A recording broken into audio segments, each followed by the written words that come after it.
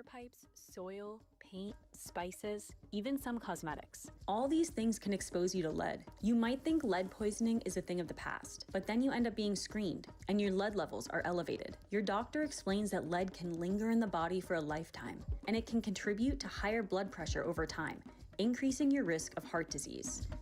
In fact, new research suggests cardiovascular disease is an environmental disease, with lead being one of the leading contaminants. But we can take steps to reduce and mitigate the effects of exposure.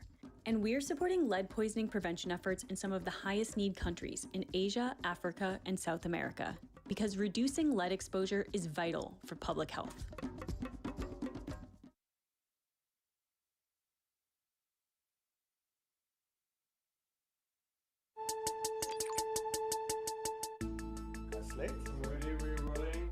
Almost 1 billion of children across the world are lead poisoned.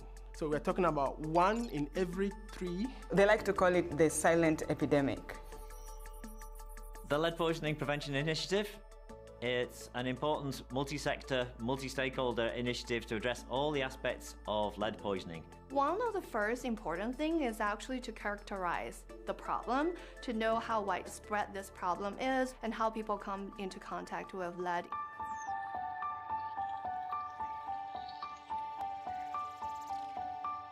Lead accumulates in your bones, and then you start to see health effects. It increases the risk of heart disease and many other long-term and mostly irreversible health effects. It damages the brain, it reduces IQ, and it contributes to kidney and heart problems.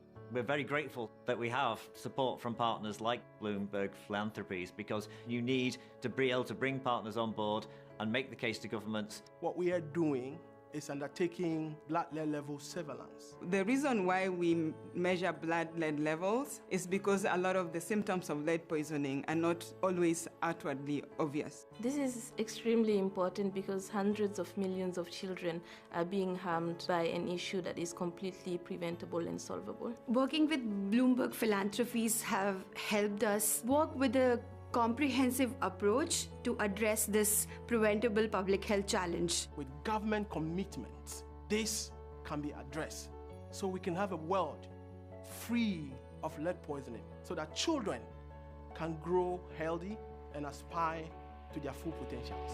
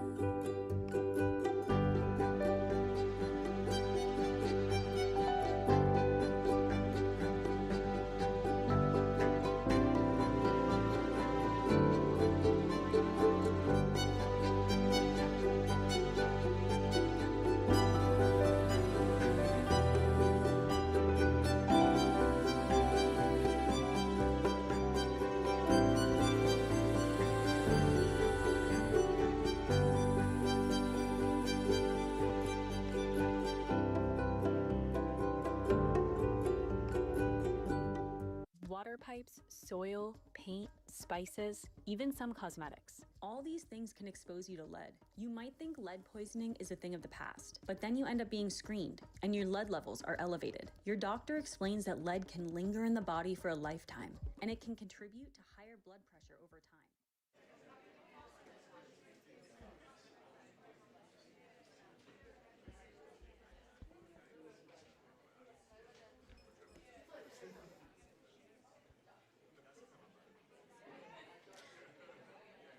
Good morning, colleagues. If you can please take your seats, we'll begin very shortly.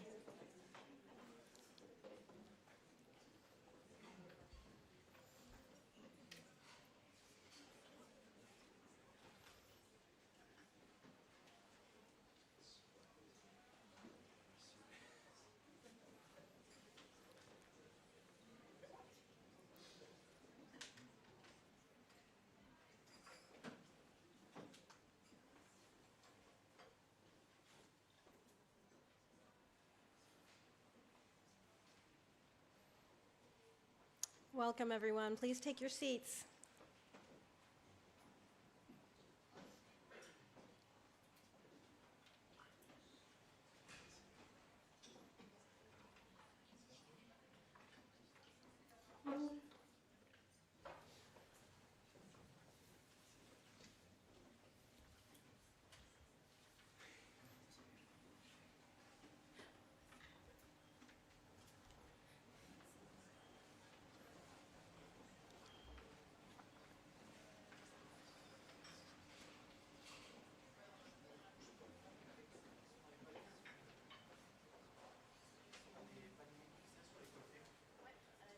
I'm Varanya Bhatt with the Chemicals and Radiation Health team here at WHO, and we are delighted to welcome you all.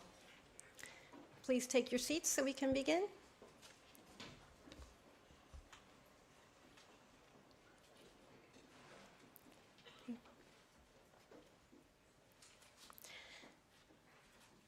Good morning, honorable ministers, excellencies, distinguished guests. A warm welcome also to those joining online. We're pleased to organize this event with Bloomberg Philanthropies and Resolve to Save Lives, and we look forward to a rich discussion on addressing lead poisoning at country level and globally. Today we'll hear from public health leaders on why lead poisoning remains a pervasive challenge and practical steps to reduce and address exposure, including through WHO's forthcoming technical package on lead poisoning prevention. Before we begin, a few housekeeping items. First, this event is being live streamed, recorded, and photographed. By being here, you do consent to your likeness and image being used. Second, please keep your mobile devices on silent. Following the panel discussion, we'll have a short Q&A, so please feel free to think of questions. And finally, join us for a brief reception afterwards. Thank you again for being here.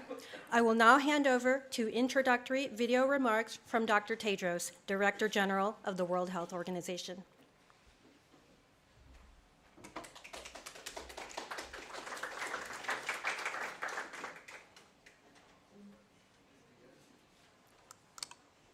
Honorable Ministers, Dr. Tom Frieden, Excellencies, dear colleagues and friends, I thank Bloomberg Philanthropies and Resolve to Save Lives for organizing this event with WHO.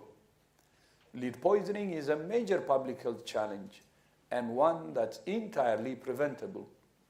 It harms millions of people around the world, especially children, whose health, development, and future potential can be affected for life.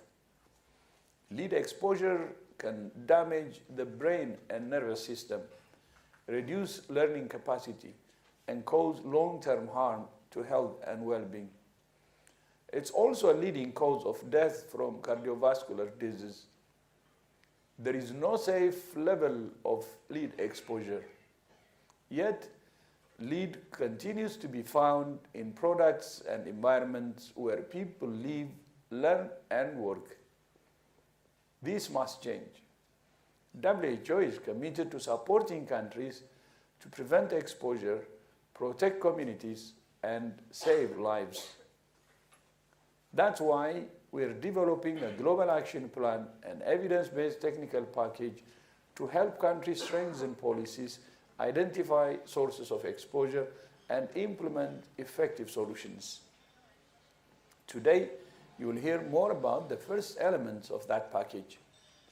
Preventing lead poisoning is not only a health imperative, it's an investment in children, in education, in productivity, and in healthier societies. Thank you all for your commitment to ending this entirely preventable threat and to building a healthier, safer, and fairer world together. I thank you.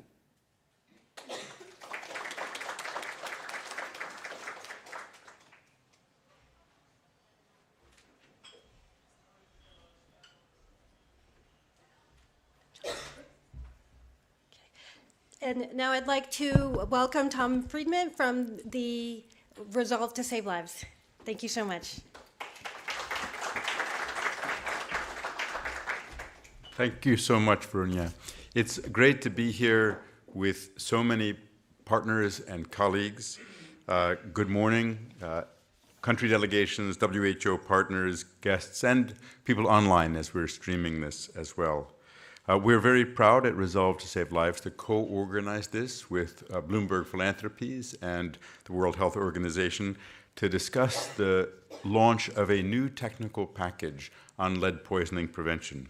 And thanks to Dr. Tedros for his commitment demonstrating WHO leadership on this issue. And to our speakers and panelists from Ghana, from the Autonomous Republic of Ajara in Georgia, from Nigeria and Brazil for sharing their experience and insights. Lead poisoning is a preventable tragedy. Millions of people every year die from a disease caused by this environmental contaminant, and this is not necessary.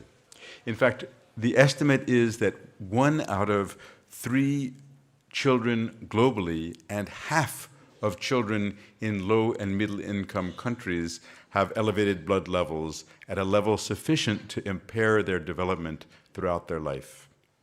Lead poisoning costs the world an estimated $6 trillion per year. That's a number that's very hard to conceive of. It's actually larger than the GDP of every country, any country in the world other than the US and China every year.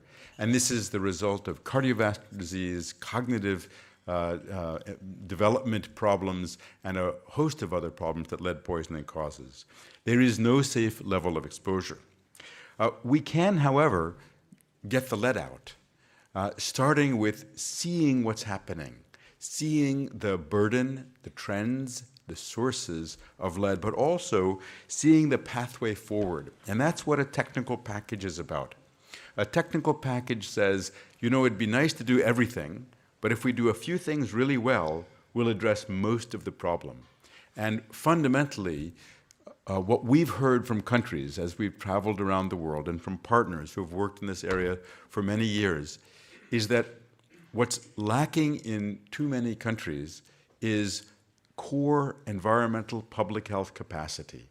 That's the capacity to regulate, inspect, enforce, engage, monitor, and that capacity is essential to protect children. And we now know increasingly that lead is a major driver of heart attacks and stroke, which are the world's leading cause of death. Now, the technical package you'll hear about this morning is for consultation and continued discussion. The outlines are fairly clear. It's essential to prioritize because we can't do everything. It's essential to respond because we need to find the incidents and the children who are affected. It's essential to engage partners, to verify, to enforce, and to track progress. And most importantly, perhaps, to see whether or not we are on track. Because if we're on track, we can keep going faster. If we're off track, we can fix it. It's not about blame. It's about being effective in the programs that we run. It's also crucial to believe that we can make progress because there is an illusion of inevitability about the disease in today's world. And we can shatter that illusion by first off recognizing how much progress there's been in the past. Just a generation ago, lead poisoning was common in the United States. This is why my kids are smarter than I am. When the world got rid of lead from petrol, basically it has saved more than 1 million lives and trillions of dollars.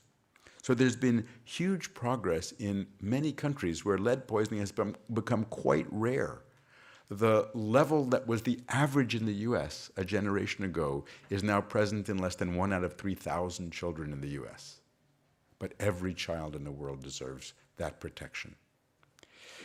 So we have to work together to create a healthier future, and this means organizing well, simplifying the message, because simplicity is not a compromise. Simplicity is a design principle that allows progress. And a technical package is an example of simplicity. We have to communicate effectively, including to policymakers, including to the public, including to manufacturers who have to transition to safer products. And we have to overcome the barriers by recognizing who wins and who loses, and the children, the next generation who will be protected. We have to really be entrusted with globally protecting them, including the generations not yet born. What we do today will determine whether or not they can grow up and achieve their full potential. So I'm grateful to WHO, to our country partners, especially to our colleagues at Bloomberg Philanthropies. And let's recognize that every child in the world deserves this protection, and that we can work together so that really, not just as an aspiration or a statement or a goal, this technical package drives concrete progress in every country so that every child in the world has a lead-free future. Thank you very much.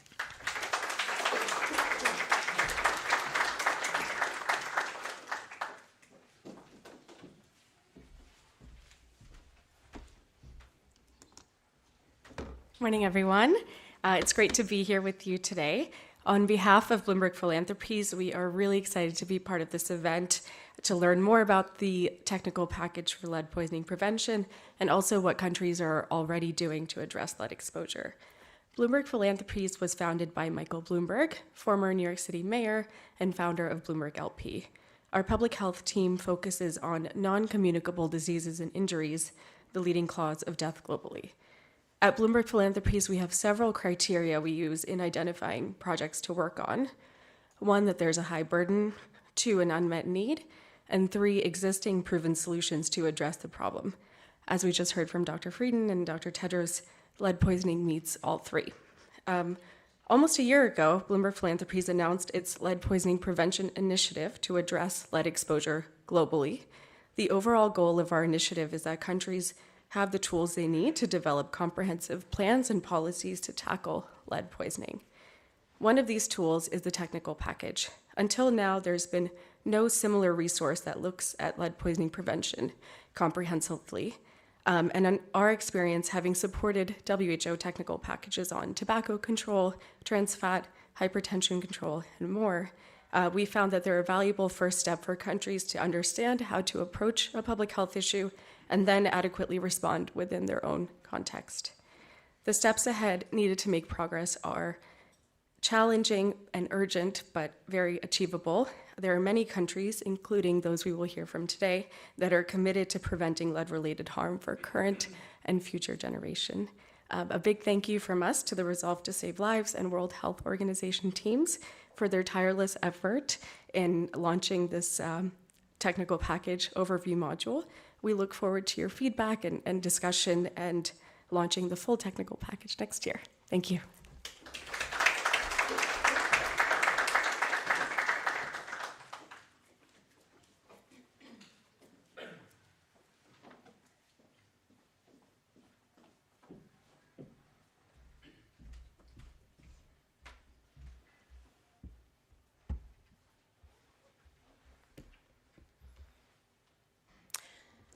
Your Excellencies, dear colleagues, as the Director General and Tom highlighted, lead poisoning remains a widespread preventable threat with profound consequences for health, development, and economies.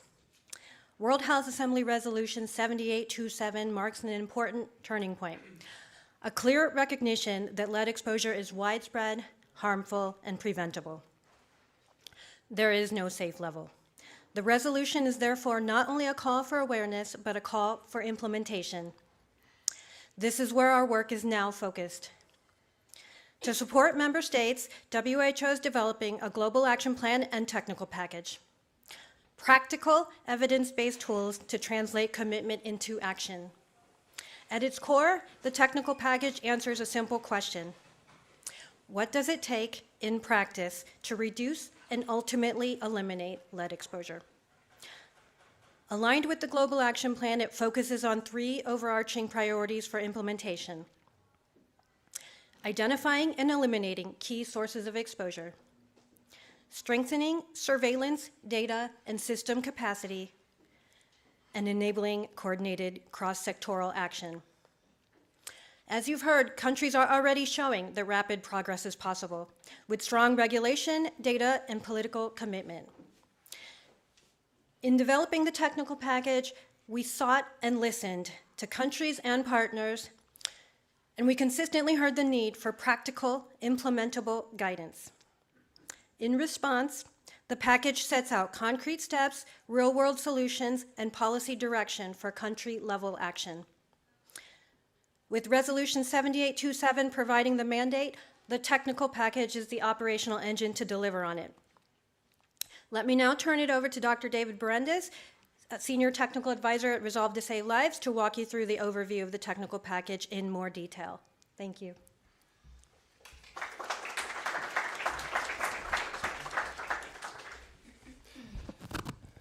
Thank you, Varuna. Distinguished guests, colleagues, partners, I'm excited to present to you the overview module for PREVENT, the technical package on lead poisoning prevention, which we've had the pleasure of working with Bloomberg and with WHO on over the last year. So what is a technical package? Our goal is a tool, a practical tool that country governments can use to prevent lead poisoning. Technical packages efficiently lay out the minimum set of interventions required to make progress on a public health problem without unnecessary actions or vague commitments. They're based on the best science and also practical, vetted experiences, and they highlight the issue as a global priority. The overview module was developed based on peer-reviewed literature, guidance and guidelines from WHO and other UN organizations, and expert and end-user consultations. We focused on the burden of lead exposure, interventions to combat lead exposure, their cost-effectiveness, as well as best practices. The overview module was presented at a WHO webinar for end-user feedback, as well as reviewed by peer reviewers, partners, and members of WHO's Global Chemicals Network and collaborating centers. PREVENT is the technical package on lead poisoning prevention. It outlines 6 key actions. First, prioritize sources and measure exposures. Second, respond to elevated blood lead and address ongoing exposure. Third, engage partners, private sector, and the public to increase and sustain momentum. Fourth, verify that regulations align with best practices to protect health. Fifth, enforce regulations to ensure compliance. And finally, track progress, which includes evaluating both the implementation and the impacts on lead exposure. And while these actions are presented successively, they're actually a connected and comprehensive approach and should be viewed that way rather than as discrete steps. Diving into a little more detail on the actions themselves, the first is to prioritize sources and measure exposure. Prioritization relies on both determining the public health risk that a source adds, as well as its actionability, which we define as both a country's ability to take action and the laws and regulations that exist. This requires collaboration across government, including health, and also environment, labor, finance, and other ministries. And as much as possible, we want to rely on existing data and do narrow, targeted investigations only when new data is needed. The figure here shows an example of what might result from such a prioritization process, with sources ranked by public health impact as well as actionability. Second, respond to elevated blood lead and address ongoing exposures. This requires a national blood lead surveillance system, both to detect the high levels of lead exposure and to trigger an investigation into who's being exposed, where the lead is coming from, and what can be done to control it. The public needs to be communicated to, cases of lead poisoning need to be managed, and there's also a need to prevent continued exposure, whether removing people from the source, addressing the source itself, or both. Third, we need to engage partners, the private sector, and the public to increase and sustain momentum. Engage with lead-related industries to initiate industry change. For example, to find incentives for producer responsibility for used lead-acid batteries so that they don't harm workers or nearby communities. Engage with producers of consumer products to help provide technical assistance in reformulating those products with lead-free alternatives, for example, finding supply chains for them. The public is a key ally in this process. They need to be aware of both the risks from lead poisoning and the plans for mitigating it so they can hold the process accountable. Regulations that align with best practices to protect health form the backbone of this prevention strategy. Because the sources of lead poisoning often fall within the remit of multiple different agencies across the government, it's critical to identify who has the enforcement authority. Regulations for lead themselves in consumer products need to have limits as low as possible, virtually lead-free.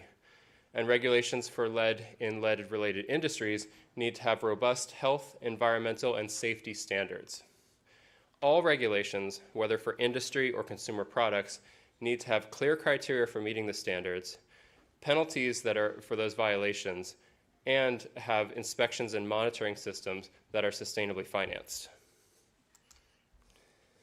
But regulations alone are not enough. Once enacted, they need to be implemented and enforced. The implementation and enforcement requires a mosaic of inspection and monitoring systems. For example, inspect facilities to make sure they're using safe practices and monitor the environment around them to make sure that lead is not affecting nearby communities. Consumer products need to be inspected, and as much as possible, the results need to be publicized, because publicized results build public trust.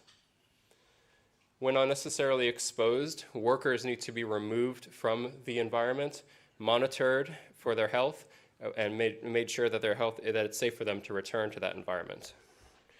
And penalties need to be applied, but also escalated to discourage repeat offenders.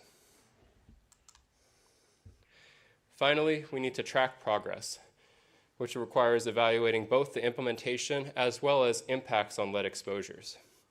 This requires establishing targets for the levels of lead you will have in sources, as well as for blood lead levels.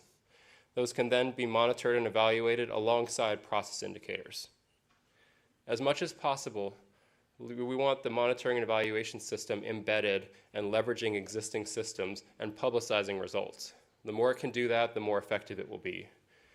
The Global Alliance to Eliminate Lead Paint provides a great example by mapping country policies on lead paint.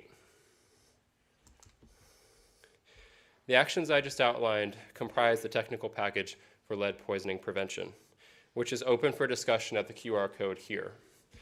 At that website, you'll also find a feedback form, and we would love as much engagement as we can until this module is finalized later this year. The full technical package, which includes additional modules, will be finalized next year, and look for us next year at the World Health Assembly again to launch the Global Action Plan alongside the full technical package. Join us, and together we can take action to prevent lead poisoning.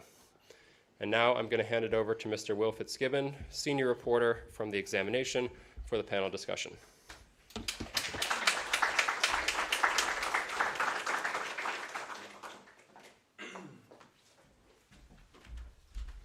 Good morning, everyone. I feel like it's wonderful to be here. I feel like usually in a room of such people. Most of you are trying to run away from an investigative journalist, so I'm happy to have some of you seated here today. I'm delighted to be here. I work for The Examination. I'm a reporter. We're a newsroom that focuses on the corporate responsibility for public health crises. I myself have been working on lead poisoning for a few years now, and I'm excited to be facilitating this discussion with representatives of 3 countries that are really at the forefront of global discussions around lead poisoning and how to combat it. I'll bring each of our 3 distinguished guests up on stage one by one, and then we'll dive into it. So, first up, we have Her Excellency Ms. Nino Najaradze, the Minister of Health and Social Protection of the Autonomous Republic of Adjara. We have Her Excellency Dr. Anya Suarez, Director of the Department of Environmental Health, Surveillance and Workers' Health from the Secretariat of Health and Environmental Surveillance, Ministry of Health, Brazil. And finally, Professor Ernest York, who's the President of the Ghana Medical Association. Thank you, Professor.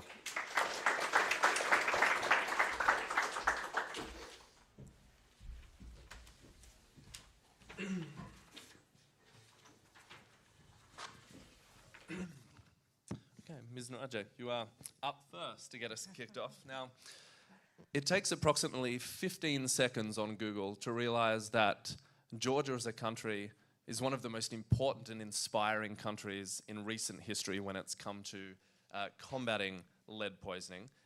So I'm interested if you can take us through, from your experience, give us a little summary of the progress in reducing lead exposure that's happened in your work, and what were the drivers of this success? Good morning, distinguished guests, all participants. It's a great privilege for me to participate in this discussion and talk about achievement of Georgia in Adjara. Georgia's progress for this question, thank you. Georgia's progress reflects a comprehensive, nationally coordinated response that combines policy action, health integration, and strong data infrastructure. Second, we strengthened secondary prevention. Since 2019, Georgia implemented free blood level testing and clinical follow-up for high-risk children. At the same time, pregnant women's screening has been successfully implemented into antenatal routine care in Adjara Republic. Third, we invested in modern surveillance and strengthened laboratory capacity. Georgia was among the first country to implement large-scale use of volumetric absorptive microsampling surveillance with ICP-MC analysis, enabling more accessible and reliable monitoring of lead exposure across population.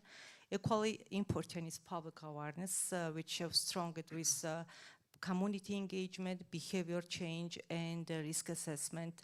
As a result, we achieved significant improvement, demonstrating that policy action can deliver measurable impact. The key lesson for other countries that effective lead prevention requires integrated response, linking policy regulation, health intervention, strong surveillance, public awareness, supported by strong political commitment. Thank you. And for those of you who do want to leave this event with a bit of inspiration and the feeling, as one of our speakers said earlier, of a brighter future, I would encourage you to look up some of the successes that Georgia and the Republic of Adjara has had. You mentioned surveillance. Let's move to Brazil now.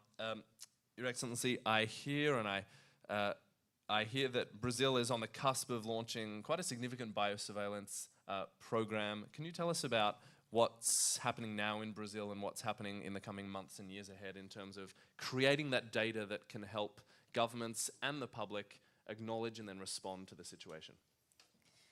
Well, thank you for the question, and it's a pleasure to be here with such wonderful guests and to see some friends from a long time fighting this, fighting for chemical safety. First, I would like to bring the greetings from our Ministry of Health. He was supposed to be here, so I'm replacing him. And he is fully committed to really go further and protect the children from lead poisoning in Brazil. Brazil has this dedicated unity that works on surveillance, and health surveillance. and particularly dedicated to chemicals, and lead is one of them. The problem is that Brazil was one of the first countries to eliminate lead in gasoline. So we did have a very strong commitment to that. But we have a surveillance system that we see what is happening in the legacy, like contaminated sites. And we have, although we know it's underreporting, it's really a problem, we have 795 contaminated sites or possibly contaminated sites. And this means that we know this is qualified information because it comes from the health sector when someone thought this could be worrisome. But we also have, from 2007 and 2025, 3,139 cases of lead poisoning, the majority in children 1 to 4 years of age. So it's nothing to be proud of, but we know also that this is underreported. And our system has been strengthened. So we do have this national information system for disease control, and we know it does not pick up everything because it must someone at the front line must recognize the problem, and therefore we also look at the exogenous poisoning investigation form, and we find frequently that only these cases that are confirmed actually comes to the system. So what we are doing is we don't know exactly what's happening in the whole country. So we're happy to have the support first with our Ministry of Science. It will help us to do a survey in the whole country, but it's more on adolescents and adults. But we will have certainly now with the support of Bloomberg, we will do some surveillance that will be representative from the whole country, all the capital cities, and then we will know exactly how is the distribution. Because right now we know that all the data, most part of the data that is not coming from our surveillance system comes from research, and the research is mostly around the contaminated sites or already known places, and we know this is a problem. And we identified things such as jewelry making. So it's really a matter of equity. So we need to work identifying the sources and know the distribution exactly where it's most important to act. And therefore, this whole system will help us to identify where we're lacking of interventions, and also to know what's the baseline for the country. It is a very exciting time to be a data nerd for any of those of you out there who like numbers and statistics, because as far as I understand it, in Brazil and other countries, in the next few years we will be drowning in more blood lead level data than we ever thought imaginable. So anyone with children or relatives who like statistics, tell them to look into this space. We just heard about the importance of frontline workers, and over to you, Professor York. In my experience reporting on lead poisoning in Ghana and other countries in sub-Saharan Africa, something I often hear from doctors is, oh my goodness, I never thought about testing for lead poisoning before, or I've got so many other health priorities. Lead poisoning wasn't on my list. I wonder if you can tell us from your perspective as a practitioner and representing doctors and medical practitioners, the importance of of additional guidance and support for people in your line of work when it comes to making lead poisoning a priority. I think that's a very good question. I think that's the elephant in the room, actually. What's the impact of lead poisoning, particularly on vulnerable population, the children and the pregnant women? We like she said, before we didn't know the exact quantum of problem we had in Ghana.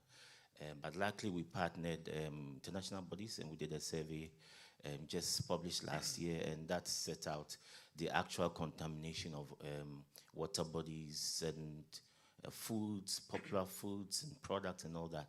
And that really defined the extent of the problem. And I can tell you on record that it is quite widespread, and many activities across the country are responsible for that. Some through imported products, some through improper disposal of car batteries, poor recycling habits, and trying to retrieve the lead, and also illegal mining activities where it is unregulated. But I think all of us here must remember that it is not just getting the toxins in your body, but the impact on the child. And as a developing country where I come from, we need everybody's intellect to be able to, run the country as effective as it should be. And on the child, certainly it causes, brain damage, developmental problems, learning difficulties, and certainly on the unborn child as well. There's a lot of damage that can occur. So this is what we should remember, and all of us, our efforts, and thank you for the partners for putting this together. And I'm hoping on behalf of my minister that next year, when the technical package is published, we'll be on the same page to be able to, try to deal with this concisely, and that will leave a lasting impact on our ability to control lead poisoning in this world. Thanks, Professor. You just then threw us forward to another year, saying by this time next year, and maybe I'll go down the line before we open up to questions and ask each of you where you think your country or your region will be in 1 year from now. I mean, Georgia, back to you, Ms. Njiradze. Again, you've got a high bar to meet, because everyone looks at Georgia and says, oh my goodness, we've seen how you've been able to decrease blood lead levels after such successful interventions in spices and other areas. What are the next priorities for you? Thank you for question. All activity, including and firstly provided national regulation directed in addressing the key source of lead exposure, like spices, toys, and lead in paint, have reduced significantly. Reduced the level of blood level, but we know that fully recognize that lead exposure still remains a persistent public health challenge. Around 40% of children and pregnant women still have above 3.5 milligram per deciliter blood level, which requires continued action, source identification, and timely prevention. We prioritize to move from broad intervention to more targeted action. First, we tend to increase coverage of antenatal screening. We currently reach at about 40% in the region of Georgia, but increasing coverage of antenatal screening will allow earlier detection and timely intervention. Second, we are more focusing to identify remaining source of lead exposure. While national regulation have reduced all important risks, there still remain several pathways like environmental contamination, household dust, consumer goods.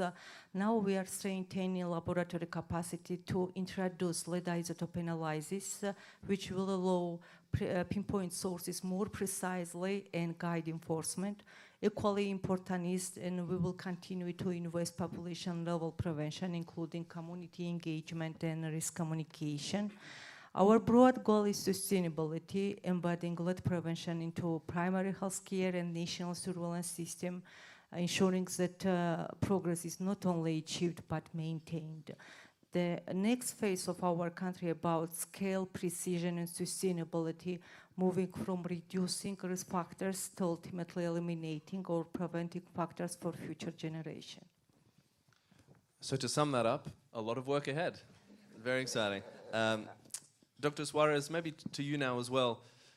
Tell us about what your priorities are. The lead and lead prevention landscape is so huge. It's sometimes easy to despair when you think of the number of sources that one could address or prioritize, where to begin regionally with populations, as we heard, neonatal children. What's an important priority for you that you want to highlight in the next 12 to 18 months? Well, I think the most important is to gather the national data. We will advance this year, probably not having the whole data already available until the end of the year, but it will help us to, I would say, focus our work where it's most needed.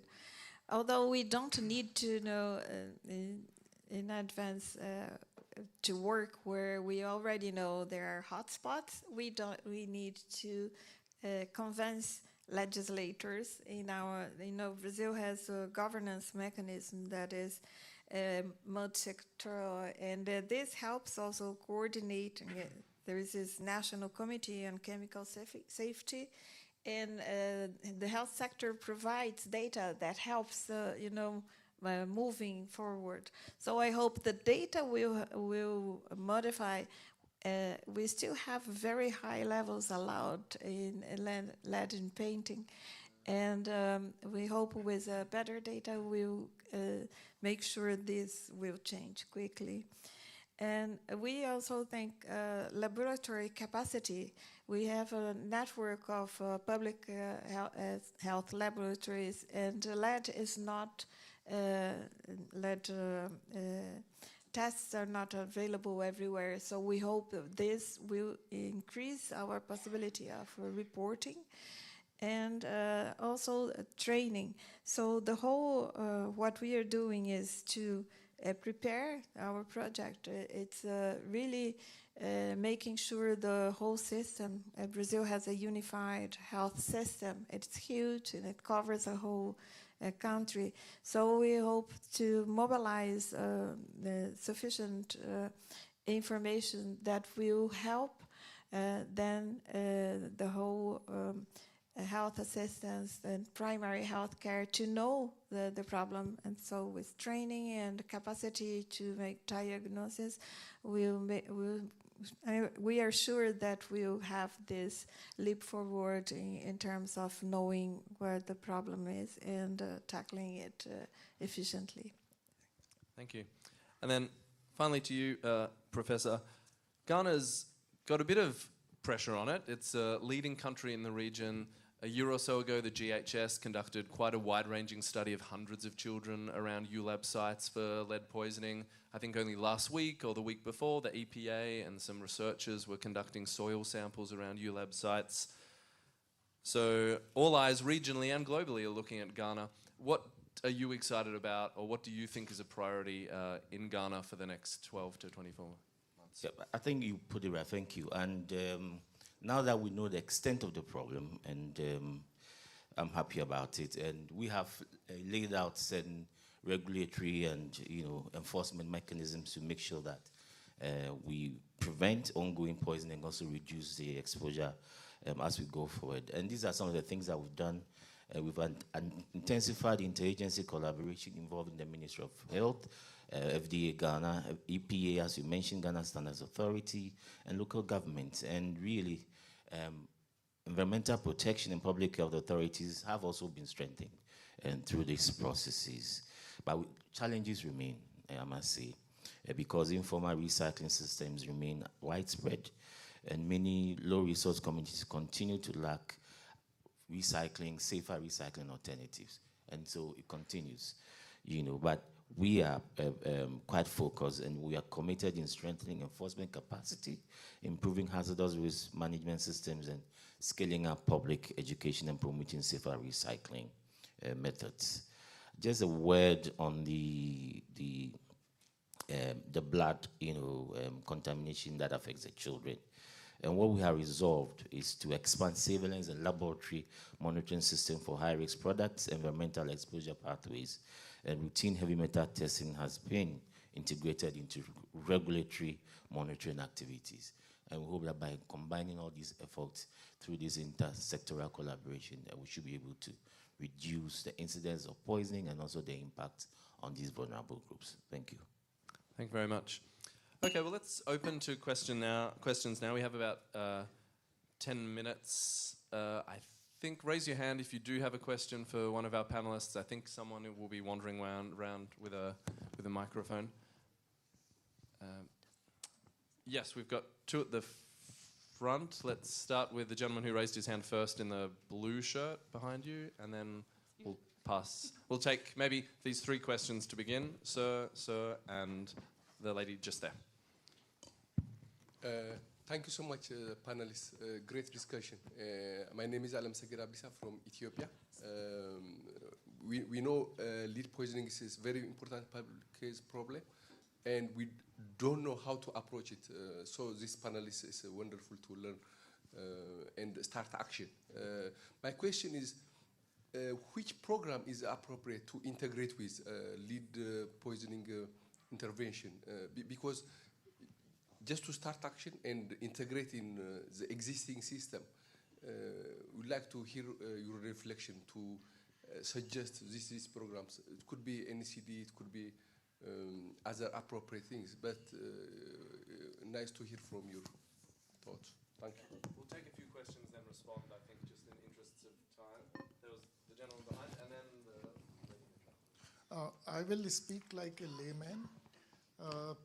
For me, lead poisoning also falls in the same category like arsenic poisoning, like plastic pollution or so.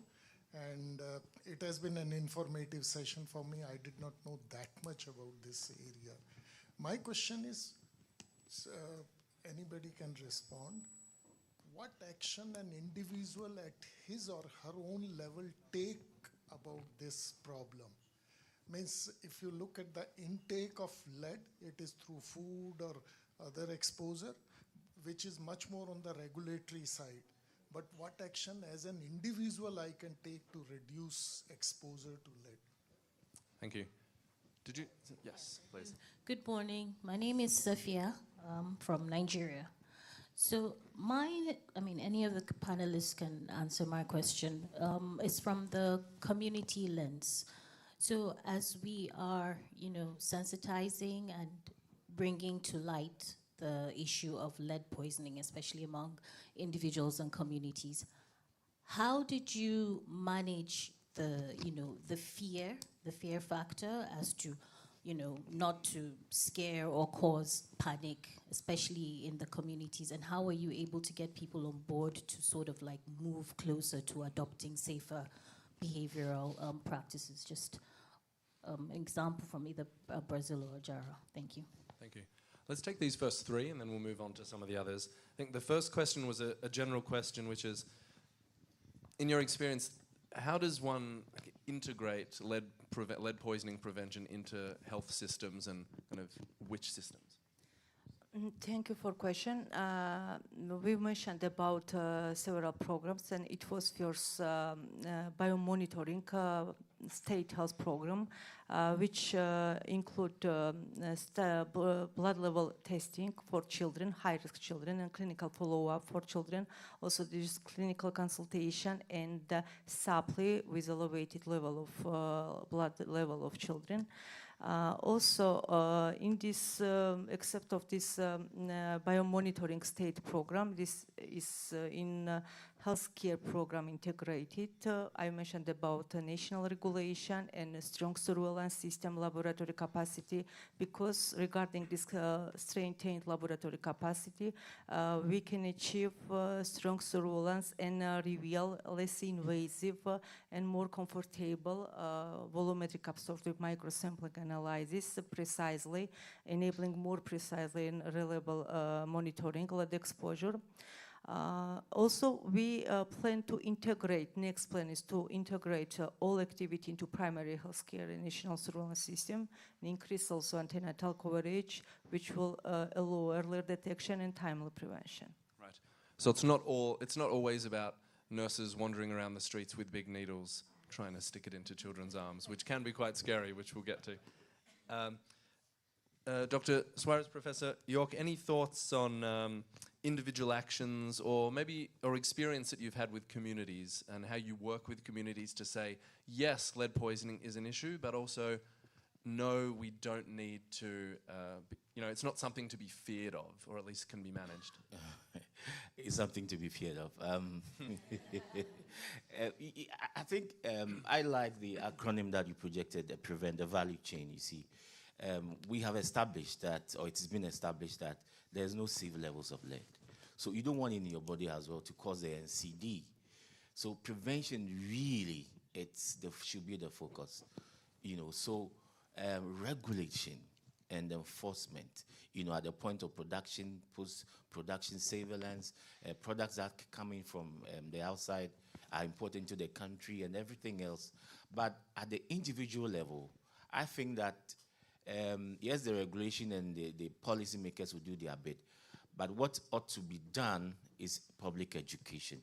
And I'm happy that in Ghana, when after the national survey, we identified certain cosmetic products, certain food products, certain imported products that are laden with lead and many-fold above the acceptable limit.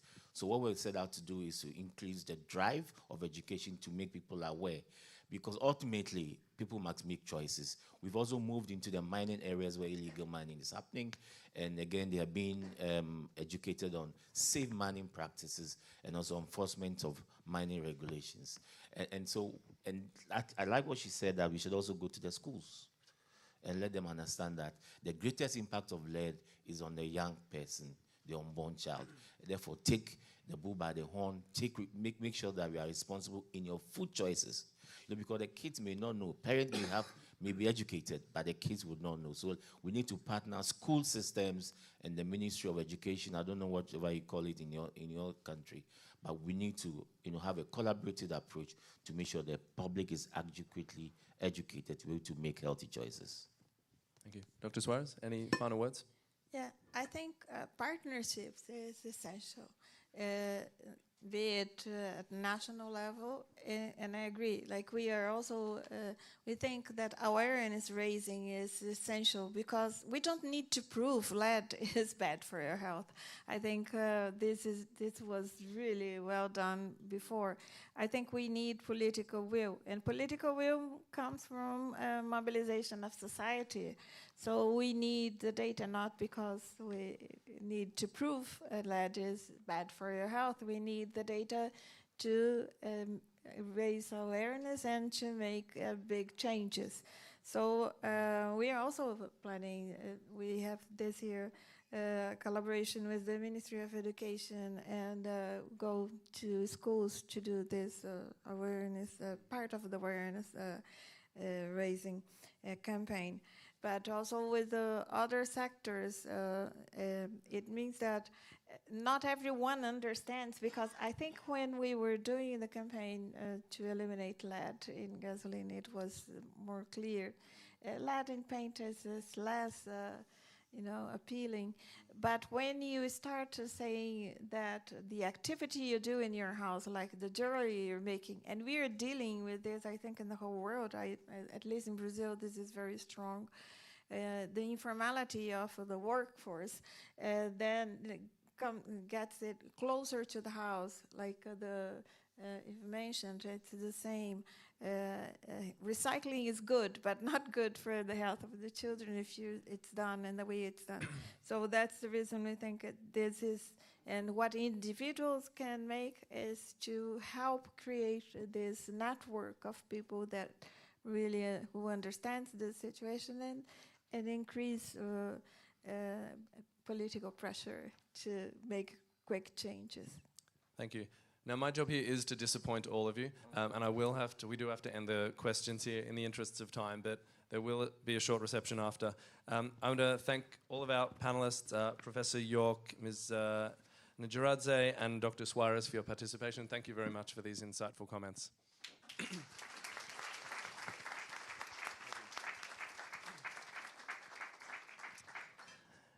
And another perfect segue from Dr. Suarez is we now move on to remarks from Abdullah Fadil, the Director for the Partnership of Lead-Free Future.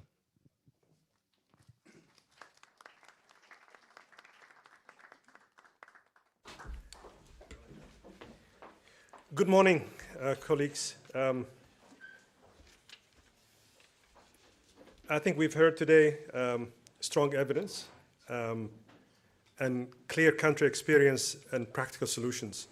The question is, how do we move faster, even to a stronger and sustained action?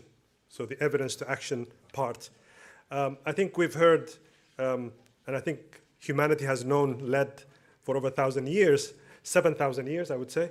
It has actually helped empires decline. It's preventable. You've heard 1 in 3 children, globally, and 1 in 2 in low and middle income countries. The good news is, just the last 2 years, we have momentum that is more than we've had ever before globally. Just before 2 years ago, today, there was about $15 million spent on lead poison exposure elimination. Today, over $500 million is available thanks to Bloomberg, the LEAF Lead Elimination Exposure Fund, to Audacious Project. $500 million available. Today, you've heard about at least 30 countries, if not more, of low and middle income countries will have some sort of a measurement, representative measurement for children and mothers, pregnant mothers, that will tell us data. You've heard we don't need data because we know lead is bad. We need to influence policy, but also to target where is it that we have to have these interventions, because the idea is to spend the resources we have in the 80% impact, because we will not have enough resources to address all of these issues. We're lucky in this moment, and I think the entity that I represent, that is your entity, the Partnership for Lead-Free Future, created about 2 years ago, at the moment has 90 partners, including 40 governments. The last government to join actually is Brazil, and we're happy that Brazil has joined this partnership. It includes, of course, philanthropies, civil society, INGOs, academia, and also private sector. Our role is simple, is to move forward, is to move from awareness to alignment, from alignment to action, through tools like the global mapping of resources and technical assistance, the PLF toolkits, which are designed to be used along this technical package. Just last week, the Partnership for Lead-Free Future launched a global framework to end childhood lead poisoning, complementing this forthcoming global action that WHO has directed the world to undertake. We are here to support all of the partners, WHO, Bloomberg, Resolve to Save Lives. They are indispensable, as well as all the other partners and member states who are here. A lead-free future will not come from one sector alone. It requires shared responsibility, aligned action, and sustained visibility. We're ready to support, and I'll probably conclude with the old African adage. If you want to do this alone, you can go fast, but the only way to get sustained and to get to the end line is if we go together. Thank you very much.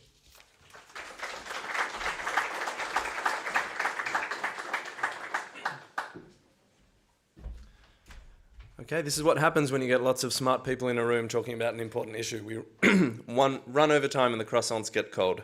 But to finish this important morning's event, I want to invite for closing remarks Dr. Rudiger Kresch, the Director of Environment, Climate Change, Migration and One Health, to close us out. Thank you so much.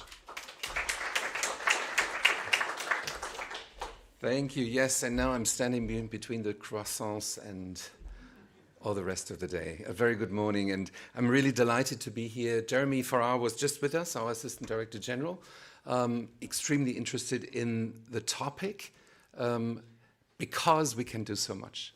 It's entirely preventable, and it causes so many millions of lives unnecessarily. So you've heard from our colleagues what technically needs to be done.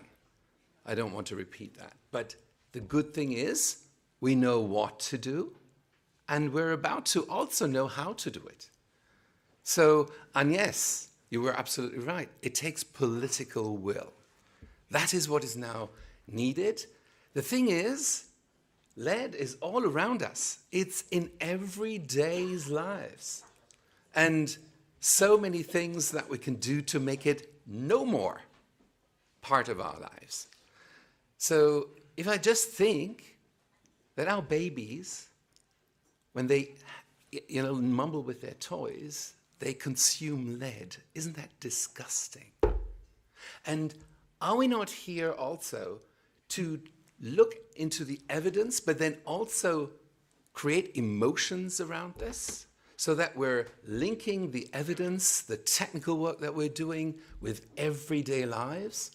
That is what we've done on tobacco. And it helps. And that is what we need to do now on lead. And it's great to have you with us. Let's be on this together. I'm so happy that you're here, Abdel. What you're doing with the partnership is incredible. So we need that sort of partnerships that we're all together in it. Nobody is alone in this. We're all together in this. And that's to have you all with us. It's a wonderful thing. So have a nice coffee and croissants and no tobacco. Thank you.